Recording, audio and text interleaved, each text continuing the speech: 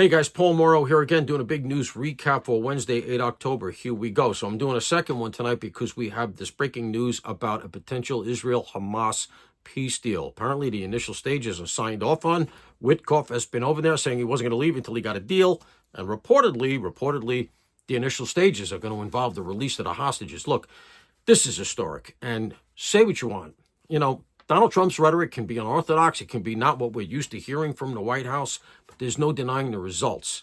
He is closer to transforming things over there for the better than anybody, maybe in my lifetime. Bill Clinton tried. Give him credit where he's due. And Arafat screwed him. There's no denying that as well. But this now is potentially life-changing over there for millions of people.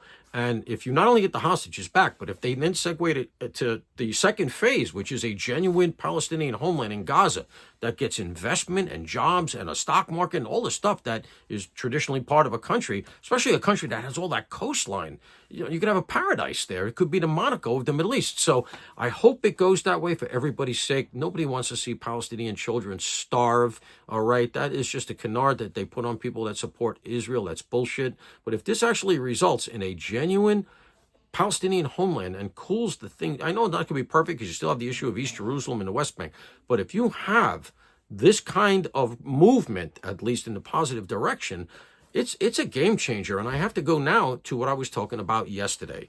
When I walked out at Fox, there was a big demonstration going on. And my point yesterday was, look, there's progress being made. You're screaming, you're yelling that, you won't have this and everything else. We have a ceasefire.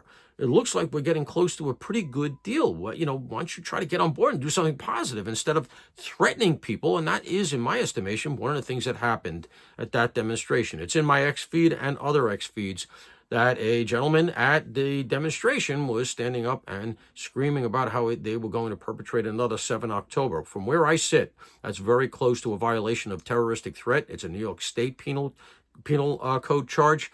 And I hope that the authorities are going out to talk to this guy and to see what he really meant.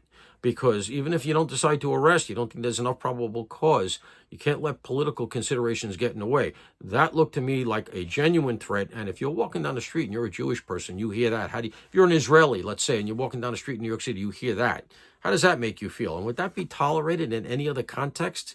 And, you got to consider these things when you got Mamdani coming in, who has said some tremendously hateful things as well. So the rhetoric it's strangely higher than ever as progress is being made. And maybe that's a tell. Maybe there are elements that don't want progress over there. So let's keep our fingers crossed and hopefully things go well. I am Paul Morrow for the Ops Desk.